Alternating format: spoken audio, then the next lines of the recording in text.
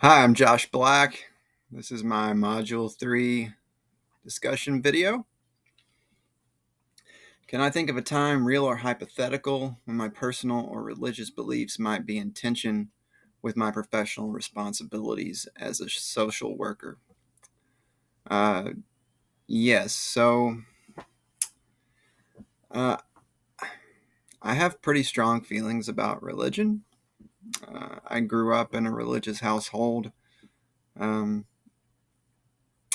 and I was brought up. I was brought up by some very conservative uh, Protestant parents. And over time, I just grew away from the church. There were just so many things that I couldn't reconcile in my head. And um, it got to a point where I really started to resent organized religion, pretty much all forms of it. Um, and as a social worker, I will be dealing with people that come from all different backgrounds, and many of those people will be religious in nature. Um, so that is something that could cause some inner tension in myself in a professional setting. It's possible.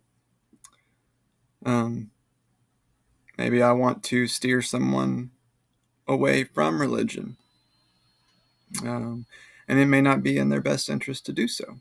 That would be me pushing a personal agenda, and it's wrong. It's unethical, and it's just flat out wrong to impose my personal preferences onto someone else. Um, how would I approach that tension in a way that honors both my personal integrity and the social work profession's ethical standards? What tools, strategies, or support systems might help? Um, so, as a social worker, we all have to uh, adhere to certain ethical standards set forth by the NASW. These ethical standards themselves are a tool that guide us in everything we do. I wish they weren't necessary. I wish that everyone acted ethically, but unfortunately, these these standards have been put into place for a reason, because not everyone inherently acts ethical. So these are tools that we can use to guide us to be more ethical. My dog is doing something. Um, so the way that I approach that tension, um, I've always been very good at compartmentalization and looking at things from an outside perspective. To me, I think it almost boils down to emotional regulation. I've got to be able to put my personal biases aside and look at the client, meet the client on their terms.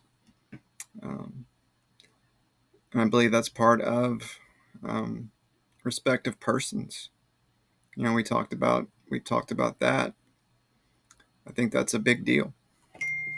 Um, why is it important for social workers to be aware of their own biases and values? Because uh, you can't control your biases if you're not aware of them. Um, you can't tuck those away and deal with the problem at hand if you're not even aware of your own biases. Um, I think we have to understand ourselves before we can begin to understand others. Uh, how can that self awareness improve ethical decision making and client care? Um, well, if you putting your personal values and biases aside, not values, or sure values and biases aside, allows you to deal with the client in a manner that is best suited for them. You're not treating yourself. It's not your job to it's not your job to tell them who they're supposed to be or what they're supposed to believe. Our job is to meet them on their own terms and find common ground, which is another way that we can mitigate these personal biases and make sure that they don't bubble up to the surface. Finding a common ground, finding something that you can relate to the other person about. I know it's cliche now, but there's far more that unites us than divides us, and I believe that's the truth. But I think just finding common ground and a way to relate with the patients is the best way to put those. After you put those aside, that's the best way to go about dealing with your client. And that's my week 3 video. Hope you guys have a good week.